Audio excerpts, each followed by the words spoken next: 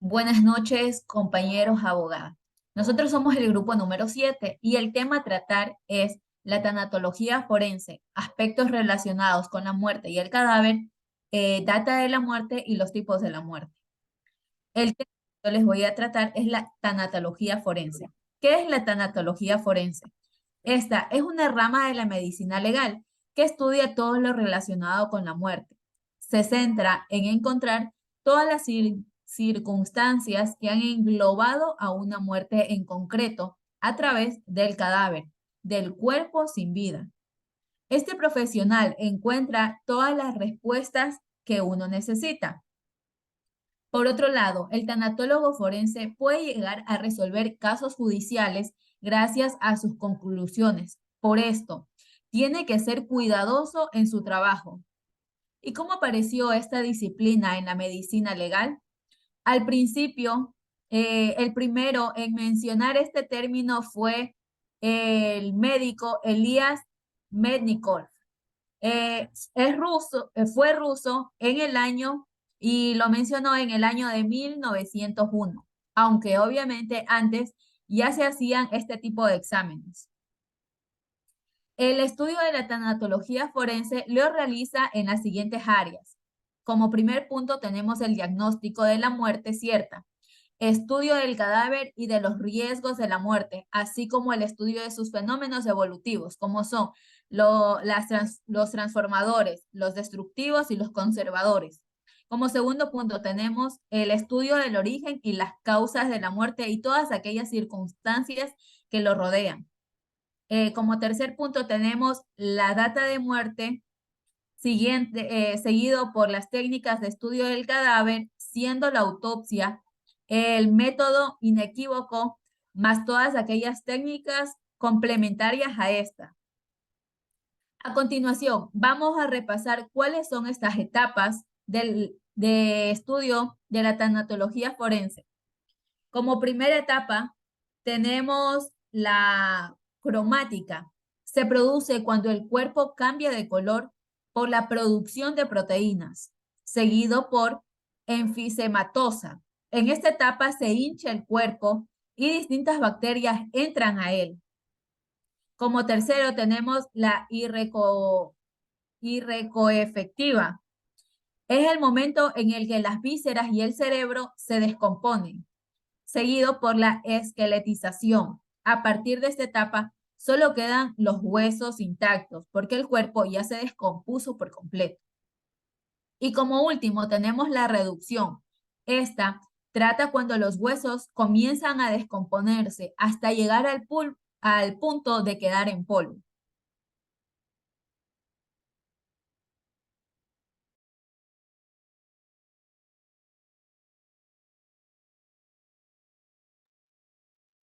Bueno, aspectos relacionados con la muerte y el cadáver. Un cadáver como tal es un cuerpo en el que ya no existen funciones vitales y es decir que no va a haber vida. Desde el punto de vista jurídico, la muerte se entiende como la pérdida de la personalidad jurídica. La muerte no suele darse de un momento a otro, sino que suele ser parte de un proceso largo, por lo general. Eh, Cuando hablamos de los aspectos relacionados a la muerte, debemos de hablar de la muerte como tal y sobre el cadáver. La muerte está acompañada de la agonía. La agonía se la define como la lucha que hay entre la vida y la muerte, y esta se da en un instante previo a la muerte. Como ya lo dije anteriormente, esta no se da en todas las muertes y se da en un tiempo prolongado. El proceso de muerte se da en diferentes fases de desintegración del funcionamiento unitario y en coordinación con las células del cuerpo humano. El estudio de la muerte es de vital importancia, pues va a ayudar a realizar el diagnóstico de la muerte y va a permitir que se deriven de una serie de eventos, como identificar una muerte en una sociedad civil. Asimismo, por su parte, se va a desprender el hecho del trato del cadáver, como el inhumarlo o cremarlo, para practicarle un examen post-mortem. Bueno, también debemos de hablar del cadáver. En la siguiente diapositiva nos habla sobre que el cadáver suele tener una serie de fenómenos, los cuales son cambios producidos en el cuerpo humano desde el momento en que se extingue la vida. Y estos sufren directamente los factores medioambientales. Estos factores pueden ser tempranos o tardíos. Estos últimos son conservadores o destructores. Sin embargo, siempre sigue un orden cronológico. Estos cambios o factores medioambientales son en total 5. La acidificación, el enfriamiento cadavérico, la deshidratación cadavérica, la lividez cadavérica y la rigidez cadavérica.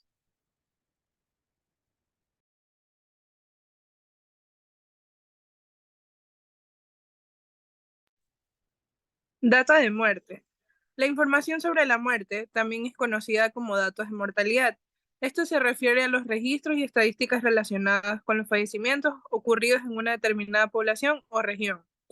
Estos datos son recopilados y analizados con el fin de comprender las tendencias de mortalidad, las causas de muerte y otros factores relacionados. Siguiente diapositiva. La recopilación de datos. Los datos de muerte se obtienen a través de diferentes fuentes, entre las que se incluyen, uno, los certificados de defunción.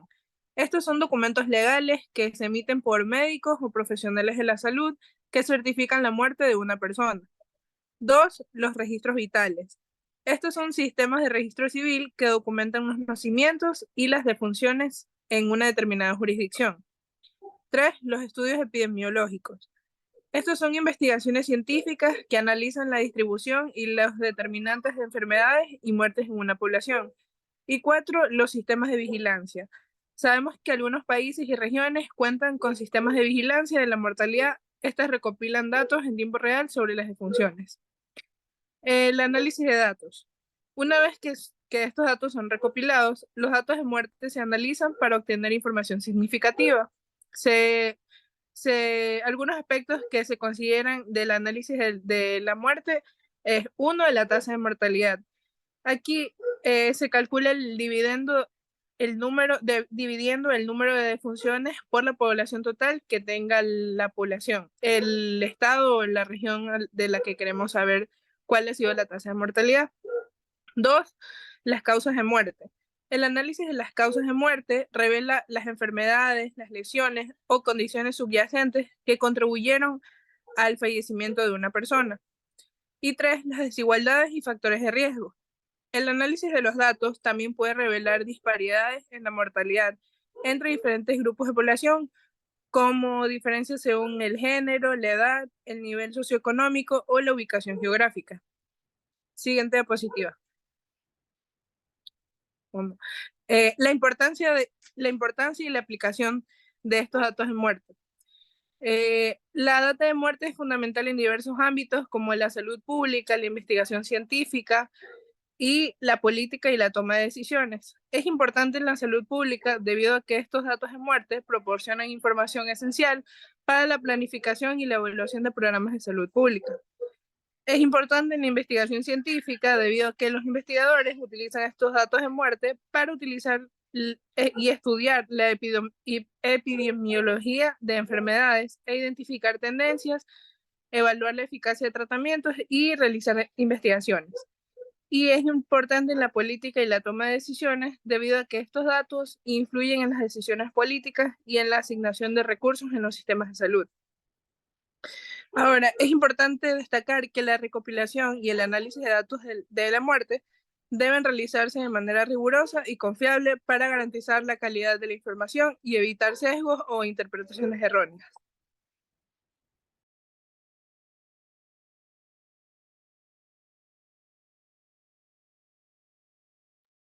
Bien, las causas de muerte según su causa. La muerte puede darse por algún fallo del organismo o accidente o porque otra persona ha decidido acabar con la vida de alguien. Entre las causas de muerte tenemos la muerte natural. Lo podemos encontrar en el Ministerio de Salud Pública en el capítulo 5, en el artículo 17, que nos habla sobre la muerte natural. Se puede decir que hoy en día sabemos que todas las muertes ocurren por alguna razón, aunque no siempre la conozcamos.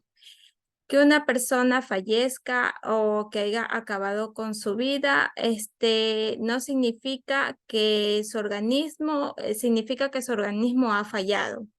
Algo totalmente en personas, se puede decir, de avanzada edad, cuyo mecanismo de defensas naturales se ha visto deteriorado con el pasar del tiempo. Hoy en día se sigue se sigue utilizando el término de muerte natural por indicar que la persona ha muerto por algo que no viene de ella.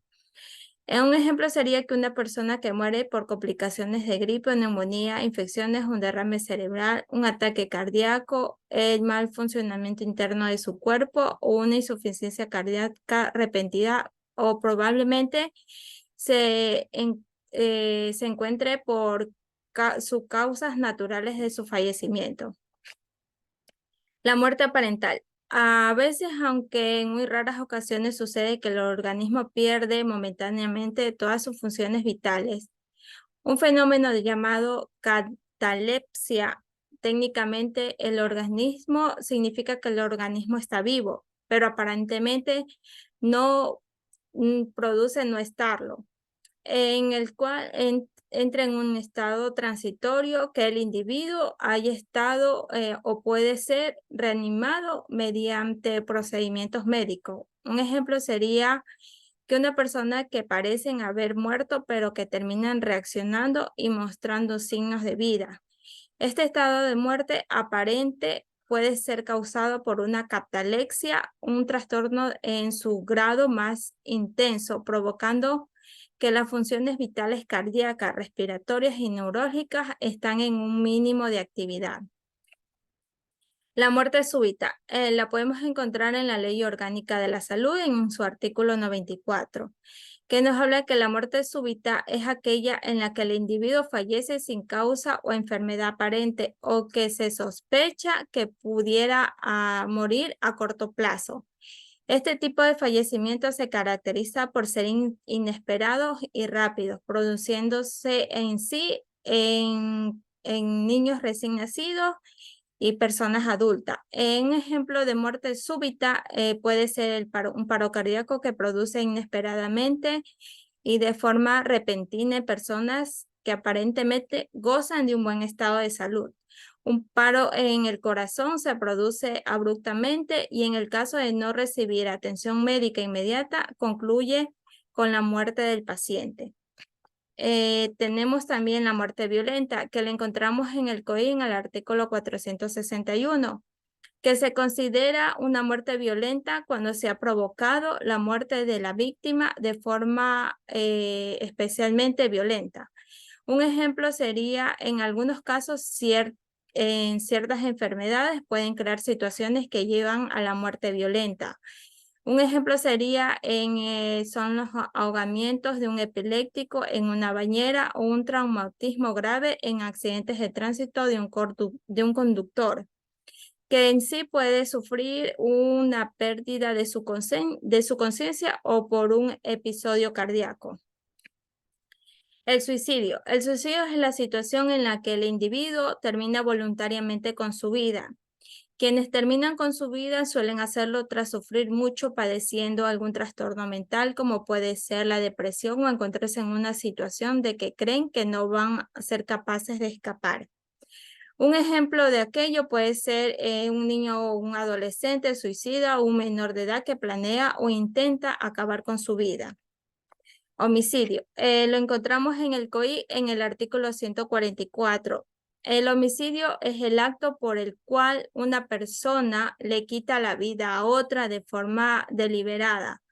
En la mayoría de los países del mundo, este acto es considerado un delito muy grave, siendo las leyes especiales estrictas de este crimen. De hecho, es tan grave que hay estados en los que el delito de homicidio es castigado con la pena de muerte, que no es más que llevar a cabo un suicidio, pero por vías legales y apoyadas por las instituciones. Un ejemplo de aquello sería un cónyuge que asesina a su pareja, un sicario que dispara a desconocidos, a cambio de un pago monetario, un vendedor que comercializa un alimento descompuesto sabiendo que pone en riesgo y causa un envenenamiento al cliente que lo ingiere. También tenemos la muerte accidental, que la encontramos en el Ministerio de Salud Pública en su capítulo número 2. Nos dice que se considera una muerte accidental aquella situación en la que el fallecido ha muerto a causa de algo externo a su organismo, pero que no ha habido una intención o voluntariedad por parte de quien haya manejado dicho objeto. Un ejemplo sería los atragantamientos, los accidentes de tránsito, las intoxicaciones y los ahogamientos. Son por ese orden el resto de las causas de mortalidad por accidentes. Cuando hablamos de accidentes, entendemos que se trata de un hecho no intencionado. El suicidio asistido